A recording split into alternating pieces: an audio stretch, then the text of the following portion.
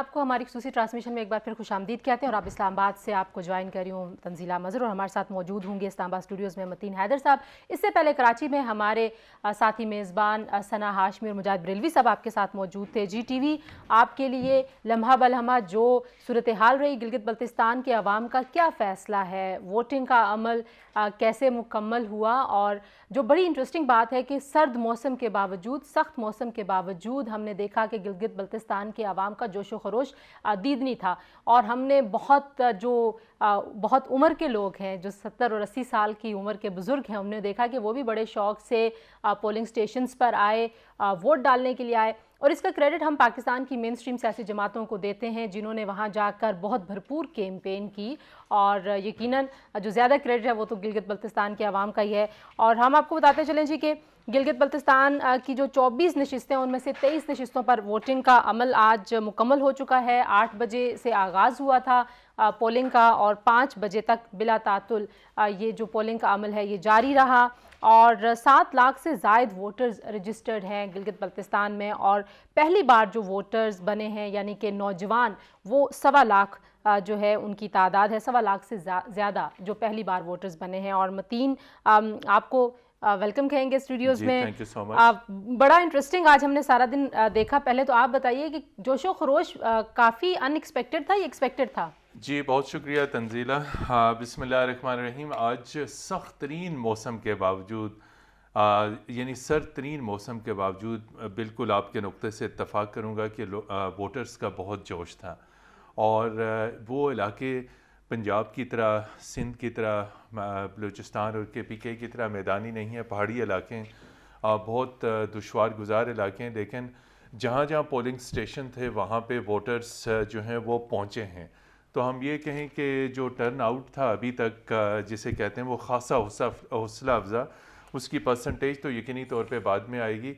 तो अवाम में जोशो खरोश था। और आज बहुत ये बात की गई कि इस मरतबा क्या ख़ास बात है कि गिलगित बल्तिस्तान के इंतख़ाबात में उस दिलचस्पी ली जा रही है। उसके इंतख़ाबात में हमेशा दिलचस्पी ली जाती रही है, और 2009 से रेगुलर इलेक्शंस हो रहे हैं जब से वहाँ पे रिफॉर्म्स आई।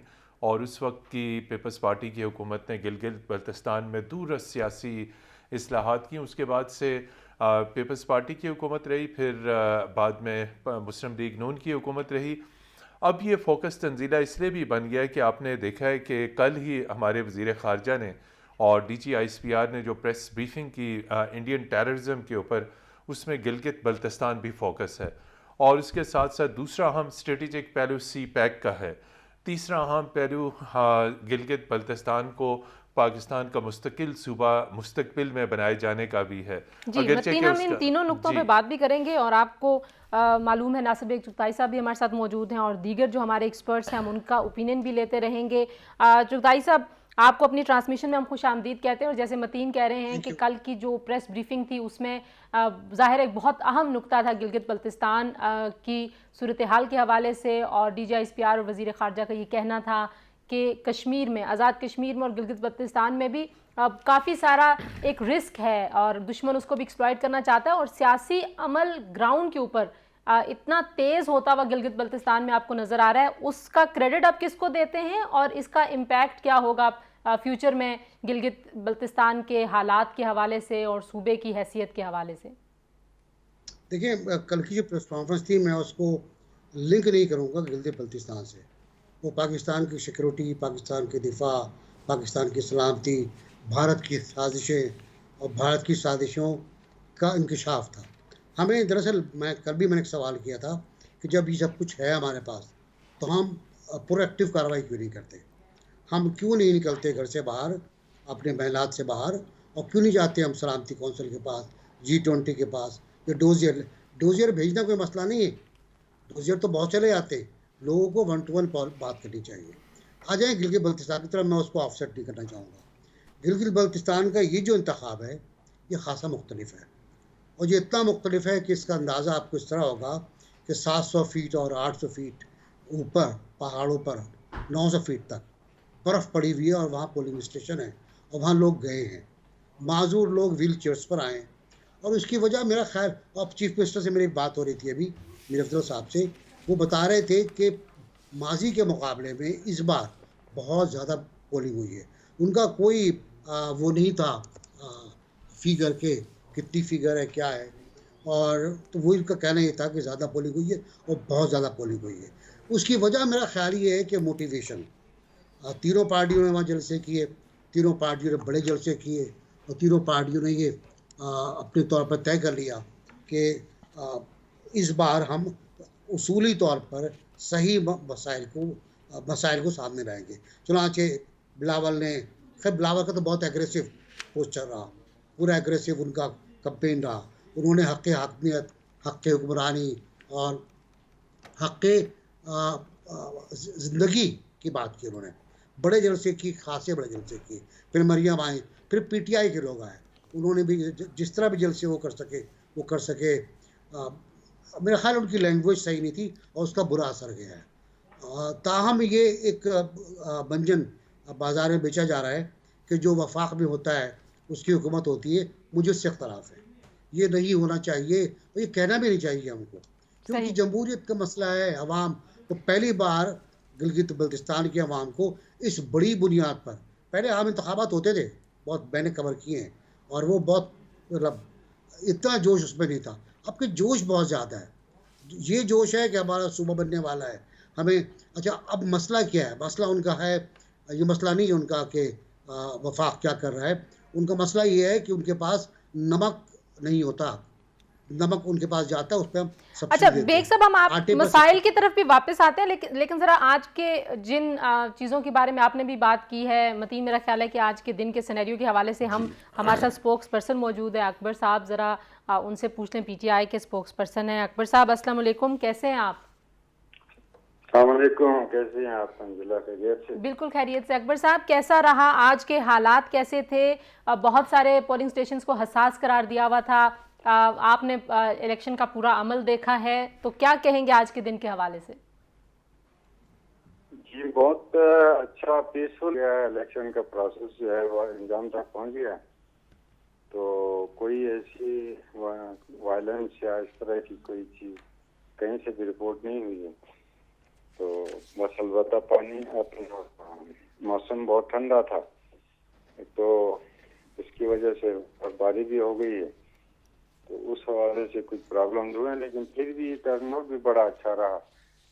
तो लोग जो है क्विज बना के खड़े थे सुबह सवेरे, इतना इंटरेस्ट था उनका सही। इलेक्शन में। मतीन साहब, आप तो कुछ पूछना बहुत चाहेंगे अच्छा अकबर लगा। साहब से?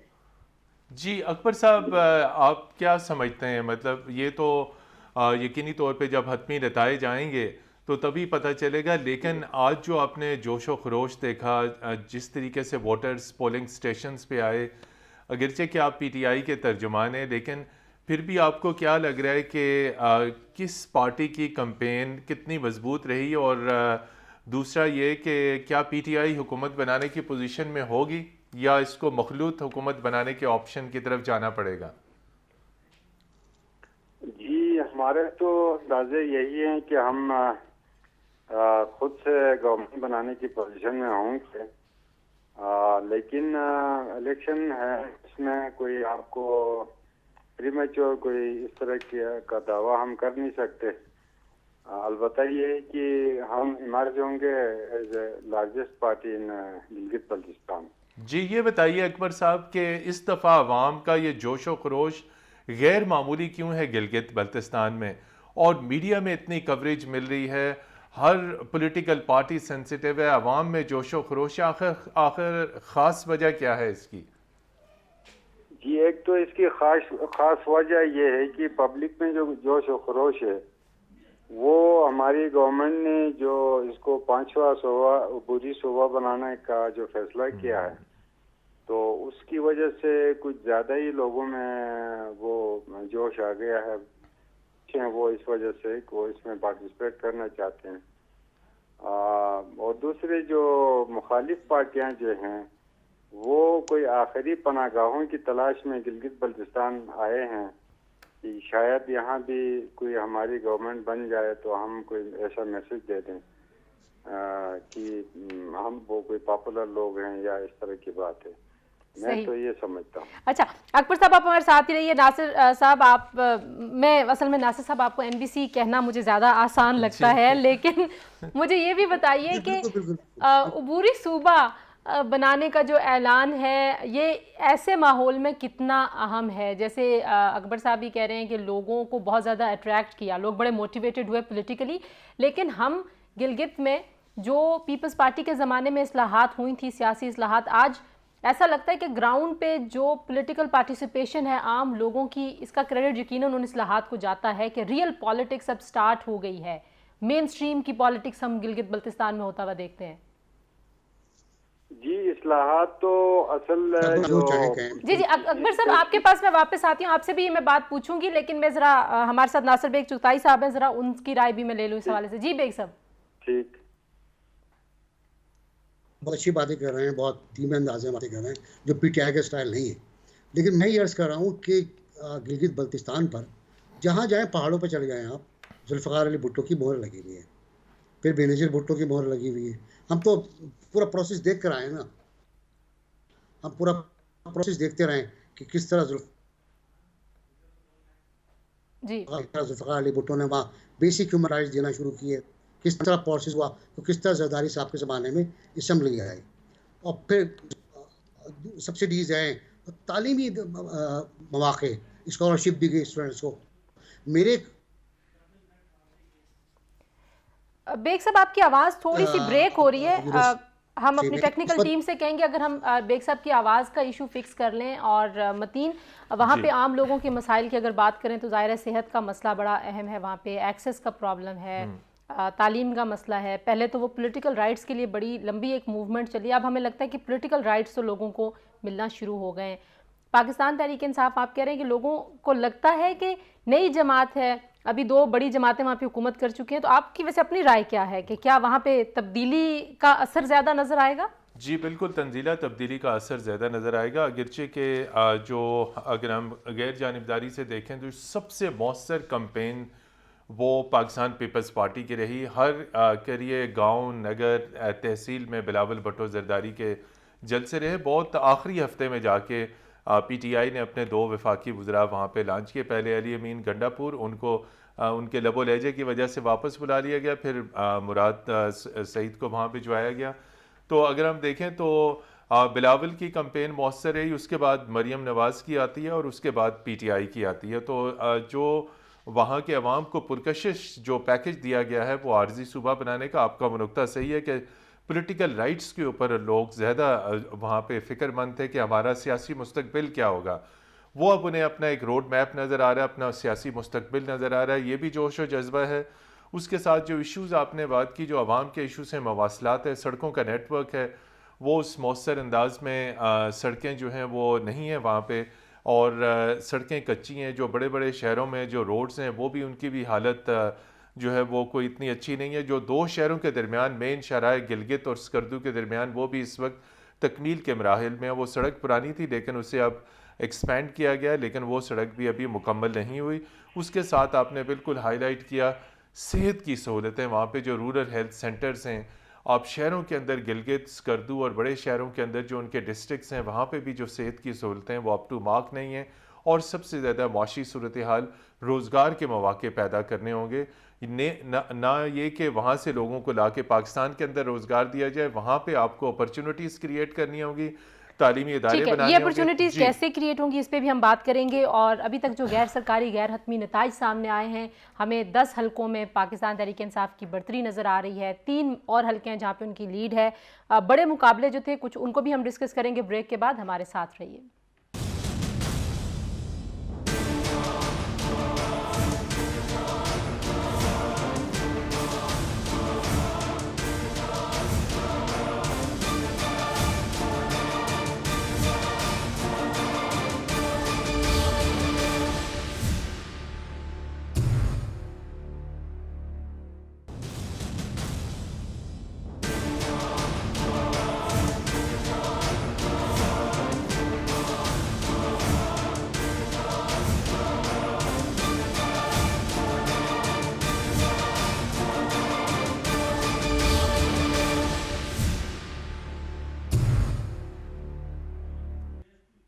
जी, आप देख रहे हैं खसूसी ट्रांसमिशन। गिलगित बल्तिस्तान के अवाम का फ़ैसला क्या होगा। आज इंतखाब का जो अमल है वो पुरअमन रहा और काफ़ी जोशो खरोश देखने को मिला। अब तक गैर सरकारी गैर हतमी नताइज का सिलसिला भी जारी है और हमें पाकिस्तान तहरीक इंसाफ की लीड काफ़ी सारे हलकों में नज़र आ रही है।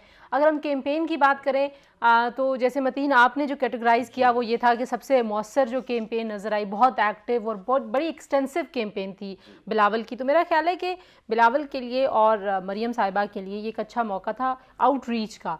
उनकी पॉलिटिकल ट्रेनिंग भी बहुत अच्छी होगी और हम पहली मरतबा गए बिलावल शुमाली इलाका जात, जिसे हम साबिक शुमाली इलाका जात कहते हैं, और कॉर्नर मीटिंग्स, बड़े बड़े जलसे, अपना पार्टी का मंशूर वहाँ तक पहुँचाने में बिल्कुल आपने सही कहा, दोनों के लिए बड़ी ट्रेनिंग थी। अगरचे के पीडीएम के प्लेटफॉर्म से तकारीर में वो खासे तजर्बाकार हैं, लेकिन इलेक्शन कम्पेन अगर हम देखी जाए तो इलेक्शन कम्पेन में जिस तसलसल के साथ, जिस मुस्तकिल मिजाजी के साथ मरियम नवाज़ और बिलावल भुट्टो ने, बल्कि वहाँ पे उन्होंने हलचल पैदा किए रखी, साइड लाइन्स पे अपनी मुलाकातें भी की, इंटरव्यूज़ भी दिए जी। और बड़ा इंटरेस्टिंग था कि पहली बार ये दोनों जमातें एक दूसरे के ऊपर इल्ज़ाम तराशी नहीं कर रही थी, बल्कि साथ साथ चल रही थी और इल्ज़ाम तराशी वो कर रही थी पाकिस्तान तहरीक इंसाफ पे। तो जो बिलावल ने कहा कि जी हमारी पार्टी के उम्मीदवार तोड़ने की कोशिश की गई। अकबर साहब ये बताइए कि क्या तहरीक इंसाफ सरकारी वसाइल का वहाँ इस्तेमाल करती रही? बहुत एलिगेशंस आपके ऊपर आए जनाब।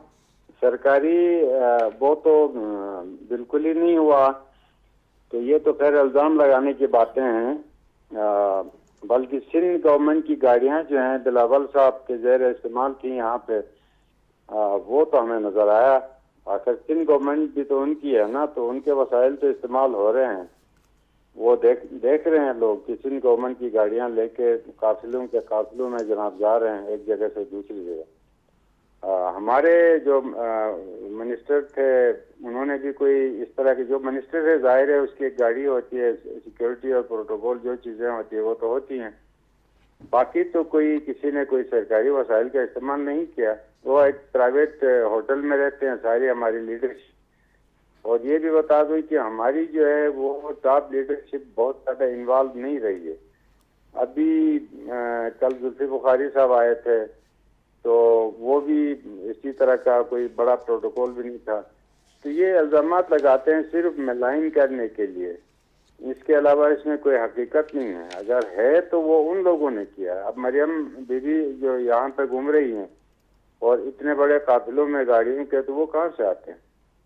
तो नहीं, वो मरियम तो है, लोगों की तो खैर हुकूमत कहीं भी नहीं है। अच्छा अकबर साहब, हम आप भी रिफॉर्म पे ऊपर कोई बात करना चाह रहे थे, लेकिन चुगताई साहब आप कह रहे थे कि नई जो अट्रैक्शन आपके ख्याल में पाकिस्तान तहरीक इंसाफ का वहाँ पर ये एक्सपेक्ट करना कि वहाँ नून लीग भी हुकूमत कर चुकी है, पीपल्स पार्टी भी हुकूमत कर चुकी है, और एक जो सोच थी जो पहले हमने केपी में देखी फिर हमने मरकज़ में देखी कि नई जमात को मौका मिलना चाहिए। आपको लगता है कि गिलगित बल्तिस्तान के अवाम भी इस तरह की सोच का इजहार कर सकते हैं कि भाई नई जमात है और नए लोगों को, नए खिलाड़ियों को मौका मिलना चाहिए? देखिए, मेरे जो ताल्लुकात और जो दोस्तियाँ हैं, जो मोहब्बतें हैं वहाँ के सहाफ़ियों से, तकरीबन सारे इलाके में जितने जर्नलिस्ट हैं मेरे जानने वाले या मेरे हायर किए हुए, जब उनसे मैं बात करता हूँ तो वो खुल के बात करते हैं, मुझसे कोई लगी लिपटी नहीं रखते। उनका कहना ये है कि साहब हालात जो हैं उन्हें ख़राब करने की कोशिश की गई थी, लेकिन वो अवाम ने नाकाम बना दी। अब मैं अकबर साहब की बात की तरदीद नहीं कर सकता क्योंकि मैं सियासतदान नहीं हूँ और इनकी मजबूरी ये कि सियासतदान हैं ये। इन्होंने कहा कि गवर्नमेंट ऑफ सिंध की गाड़ियाँ आईं, गवर्नमेंट सिंध की गाड़ियाँ तो पकड़ लेते, आप पेश कर देते, इलेक्शन कमीशन के बताए थे आप वफाक के तो वुज़रा आ गए। जो वायलेशन ऑफ इलेक्शन रूल्स है उनको तो वहाँ गिरफ्तार होना चाहिए था। वो आए, लाओ लश्कर लेकर आए, गालियाँ दी उन्होंने, क्या क्या नहीं कहा। मतलब जो कल्चर आपका कल्चर है गिलगित बल्तिस्तान का, उसके खिलाफ वर्जी की उन्होंने, और फिर वायलेशन किया उन्होंने। और फिर जो वादे किए, मैं गिलगित के एक बहुत बड़े सहाफ़ी का बताता हूँ आपको, निसार अब्बास, वो कहते हैं कि जो वादे किए हैं वो इतने हैं कि पाकिस्तान का जो बैरूनी कर्जा है उतना ही कर्जा और लेना पड़ेगा पाकिस्तान को। इतने वादे किए, घांचे में 4 जिले बनाने का वादा किया है। तो मतलब इसको छोड़ दें बातों को, इल्ज़ाम नहीं। अभी हम एज सहाफ़ी बात कर लें यहाँ बैठ के बेहतर होगा। मेरा ख्याल ये है कि एक बहुत अच्छी मिसाल कायम हो रही है गिलगित बल्तिस्तान में इंतखाबात की, और ये इंतखाबात अब तक बहुत जमहूरी हैं, बहुत पुरअमन है। स्कार्दू में कुछ मसला हुआ है, होता है, वो थप्पड़ मार दिया, पत्थर मार दिया, वो हो जाता है। हाँ, हर जगह लेकिन ये होता है। कोई बड़ा वाक़या ऐसा नहीं हुआ, और ये इंतखाबात इसी तरह पुरअमन चलने चाहिए और वोट भी गिनना चाहिए। मैं बार बार कह रहा हूँ, हमें मतलब भारत को कोई मौका देना नहीं चाहिए। अब हमारे वज़रा बहुत बात करते हैं ना कि हिंदुस्तान ने ये कह दिया, हिंदुस्तान ने ये कह दिया। कल जो कुछ डॉक्यूमेंट्रीज चलाई हैं हिंदुस्तान ने, वो भी देख लेते, वो उसका भी जवाब दे देते। उसका जवाब वो नहीं दे पा रहा है, कि वो समझ ही नहीं पा रहे वो कि इंडिया कह क्या रहा है। उनको तो सिर्फ करप्शन पर से मसला है, एनआरओ से मसला है, और किसी और मसले मसला नहीं है। दूसरा ये जो आपका सवाल था कि वफाकी हुकूमत ने अगर और शहरों में, लाहौर, कराची, मंडी बहाउद्दीन, उस्ता मोहम्मद, यहाँ कुछ किया होता तो यकीनन लोग वोट देते, बात बनती थी। मैं लोगों के शॉर्ट्स देख रहा था, पैकेजेस देख रहा था, उन्होंने का जवाब यही था कि भाई हमारे लिए तीनों एक जैसे हैं, दो ने काम किया, एक ने काम बिल्कुल नहीं किया हमारे लिए। तो चैलेंज तो बहुत बड़ा है कि पीटीआई को, और अगर पीटीआई बकौल प्राइम मिनिस्टर के क्लीन स्वीप कर जाए तो मुझे बड़ी हैरत होगी। अच्छा, क्योंकि इंतखाबी जायजे जो हैं वो भी बड़े इंपॉर्टेंट हैं। हम देखते हैं कि पाकिस्तान में अब मतीन जो पोल्स हैं उनका बहुत ज़्यादा रवाज हो गया। लेकिन हम जल्दी से अगर आपको बता दें कि जो गिलगित 1 का हल्का है, वहाँ पे अमजद हुसैन जो एडवोकेट हैं, अभी तक जो गैर सरकारी गैर हतमी नताइज हैं वो आगे हैं, और अमजद हुसैन के लिए बिलावल भुट्टो जरदारी ने बहुत ज़्यादा कैंपेन किया है। पीपल्स पार्टी के वो सदर हैं गिलगित बल्तिस्तान के। इसी तरीके से अगर गिलगित का जो दूसरा हल्का है, गिलगित 2, अगर उसकी बात करें, वहाँ पे जमील अहमद हैं पाकिस्तान पीपल्स पार्टी के, जो कि डिप्टी स्पीकर भी थे, साबिक डिप्टी स्पीकर हैं, और हफीज़ुर रहमान साहब जो कि साबिक वज़ीर आला। उन दोनों के दरमियान में मुकाबला, और जमील जो हैं वो गैर हतमी गैर सरकारी नताइज के मुताबिक उनकी लीड अभी तक है। लेकिन हम आपको बता रहे हैं कि ये बहुत थोड़े पोलिंग स्टेशंस का अभी तक नतीजा है। 73 में से 2 का आया है, 63 में से 3 का आया है। इसलिए हतमी तौर पे कुछ नहीं कहा जा सकता, यही कहा जा सकता है कि वो लीड लेके आगे हैं। और उसके बाद आपको भी ये बताते चलें कि हल्का 9 स्कर्दू 3 के 55 में से 6 पोलिंग स्टेशन के गैर हतमी और गैर सरकारी नताइज के मुताबिक आज़ाद उम्मीदवार मोहम्मद सलीम 1190 वोट लेकर आगे, जबकि तहरीक इंसाफ के उम्मीदवार फ़िदा मोहम्मद नाशाद 304 वोट उनके हैं अभी तक। और GBA 10 स्कर्दू 4, GBA 10 स्कर्दू के मजमूई 46 पोलिंग स्टेशन में से 2 के गैर हतमी और गैर सरकारी नतीजे के मुताबिक मजलिस वादत मुस्लिमीन के मुश्ताक हुसैन 129 वोट लेकर आगे हैं, जबकि तहरीक इंसाफ के वजीर हसन को 76 वोट मिले हैं। जी, अच्छा, आज़ाद उम्मीदवार कितने अहम हैं? जैसे हम कहते हैं ना स्विंग स्टेट्स हैं अमेरिका की, जब बात करते हैं तो पाकिस्तान में आज़ाद उम्मीदवार, और स्पेशली गिलगित के केस में आज़ाद उम्मीदवार कितना अहम है, इस पे बात करेंगे। एक ब्रेक लेंगे जी। आप देख रहे हैं GTV से एक खसूसी ट्रांसमिशन। गिलगित बल्तिस्तान के इंतखाबात के हवाले से अवाम ने अपना फैसला सुना दिया है, उन्होंने वोट डाल दिया है। अब वोट गिने जाएंगे, वो अमल कब मुकम्मल होगा, इस हवाले से हम आपको अपडेट्स दिए जा रहे हैं। एक ब्रेक के बाद वापस आते हैं, हमारे साथ रहिए।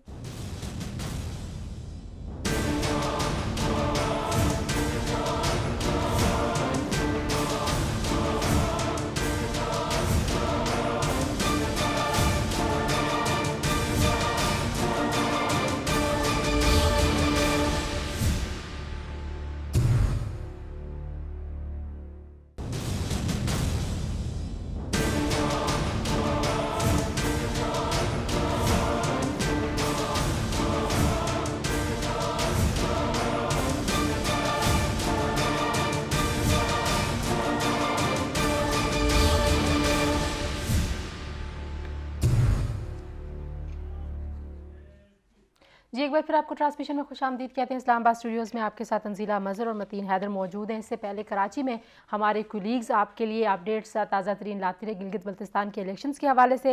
नासिर बेग चुगताई साहब हमारे साथ मौजूद है, अकबर हुसैन अकबर साहब जो कि स्पोक्स पर्सन है पाकिस्तान तहरीक इंसाफ के, वो भी हमारे साथ मौजूद है मतीन। और गैर हतमी गैर सरकारी नताइज भी आ रहे हैं, लेकिन अभी बहुत थोड़े से पोलिंग स्टेशन से नतीजे आ रहे हैं। तो अगर हम आपको GB4 नगर 1 के बताएं तो 42 में से अभी 1 पोलिंग स्टेशन का गैर हतमी और गैर सरकारी नतीजा आया, जिसमें जो इस्लामी तहरीक पाकिस्तान के उम्मीदवार हैं अयूब वज़ीरी वो आगे हैं, और पीपल्स पार्टी के उम्मीदवार जो कि वहाँ के सदर भी अमजद हुसैन एडवोकेट वो दूसरे नंबर पर हैं। इसी तरीके से अगर GB6 हुंजा की बात करें तो 90 में से अभी सिर्फ 14 पोलिंग स्टेशंस के गैर हतमी और गैर सरकारी नताइज आए हैं, और वहाँ पे तहरीक इंसाफ के आबदुल्ला बेग 1166 वोट लेकर आगे हैं, और पीपल्स पार्टी के ज़हूर करीम साहब दूसरे नंबर पर हैं। और अभी तक जो हमें लीड नज़र आ रही है पाकिस्तान तहरीक इंसाफ की वो 10 हलकों में है।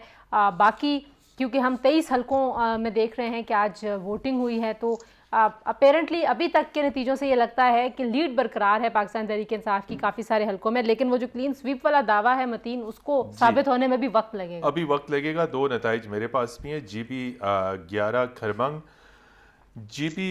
खरमंग के 42 में से 4 पोलिंग स्टेशंस के गैर हतमी और गैर सरकारी नताइज के मुताबिक तहरीक इंसाफ के सैयद अमजद अली ने 538 वोट हासिल किए, जबकि आज़ाद उम्मीदवार सैयद मोहसिन रिजवी को 100 वोट मिले।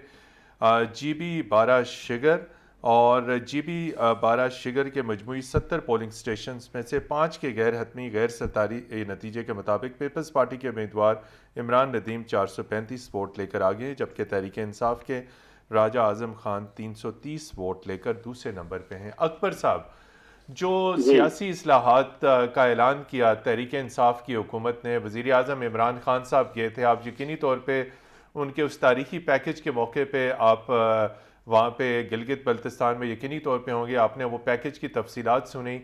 आखिर जो है ये बताइए कि इससे आगे अब क्या मरला है? एक पॉलिटिकल अनाउंसमेंट तो वज़ीर आज़म ने कर दी वहाँ पे, क्या हम इसको जो है सूबे का स्टेटस देने जा रहे हैं, इसको ये प्रिविलेजेस मिलेंगे, ये पॉलिटिकल रिफॉर्म्स हैं, लेकिन इस्लामाबाद में पार्लियामेंट से मंजूरी के बगैर, एक आइनी तरमीम के बगैर गिलगित बल्तिस्तान को 5वां सूबा महज एक सियासी ऐलान से डिक्लेयर कर देना एक हौसला अफजा बात तो है, लेकिन इसके लिए आपको आइन में 2/3 मेजॉरिटी के साथ तरमीम लानी होगी। तो आप क्या समझते हैं कि तहरीक इंसाफ की हुकूमत ऑलरेडी जो एक महाजराई का शिकार है अपोजिशन के साथ, वो इस अहम आइनी तरमीम पर अपोजिशन की हिमायत हासिल कर पाएगी?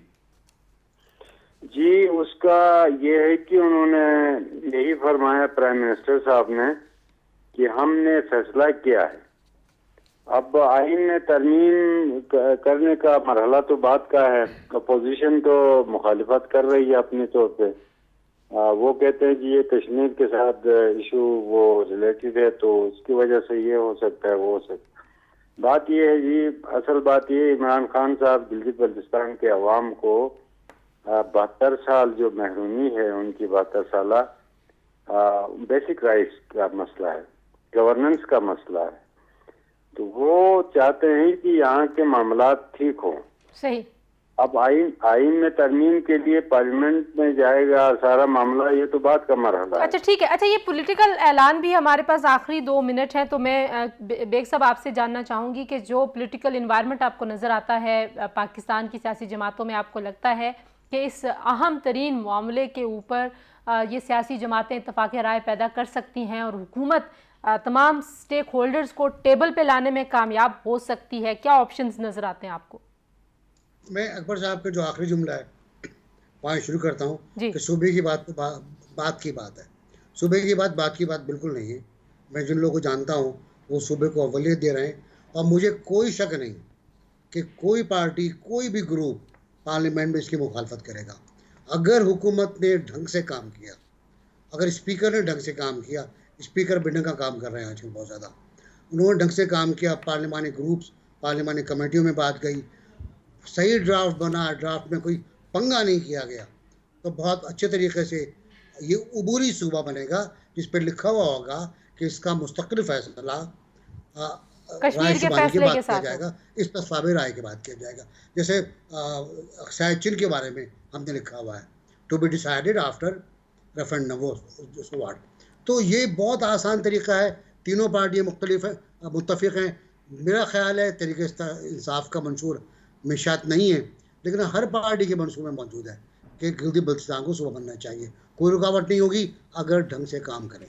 बेग साहब बहुत शुक्रिया हमसे बात करने के लिए, हमें ज्वाइन करने के लिए। अकबर साहब आपका भी बहुत शुक्रिया। और मतीन, ये बड़ा इंपॉर्टेंट है कि ढंग से काम करना अगर समझदारी से, तदब्बुर से होगा तो फिर पॉलिटिकल खुलूस से, कमिटमेंट के साथ, जज्बे के साथ, और ये एक ऐसी हुकूमत अगर मतलब पीटीआई जिस तरह दावा कर रही है कि अगर वो हुकूमत बनाएगी और कुछ आज़ाद को भी मिला सकते हैं, कोई भी बना सकता है, पीपल्स पार्टी बना सकती है, मुस्लिम लीग नून बना सकती है, जिसको भी हुकूमत करनी है, खुदारा पाकिस्तान में सियासत के अंदर हुकूमत के अंदर एक नई रवायत डालिए कि अवाम की खिदमत कीजिए और शफाफियत के साथ कीजिए। जी, और जो भी हुकूमत बनाएगा जी, ये तो अब जैसे ही वोटों की गिनती मुकम्मल होगी, नताइज मुकम्मल तौर पर हतमी और सरकारी सामने आएंगे तो पता चलेगा। आप देख रहे हैं गिलगित बल्तिस्तान के हवाले से हमारी खुसूसी ट्रांसमिशन, जो कि खबरनामे के बाद भी जारी रहेगी। इस्लामाबाद स्टूडियो से तंजीला मजहर और मतीन हैदर को इजाज़त दीजिए। हमारे अगले जो मेंबर्स हैं, कुलीग्स हैं, हमारे साथी मेज़बान, वो आपको ज्वाइन करेंगे। ट्रांसमिशन जारी रहेगी। अब तक के लिए इतना ही। अल्लाह हाफिज़।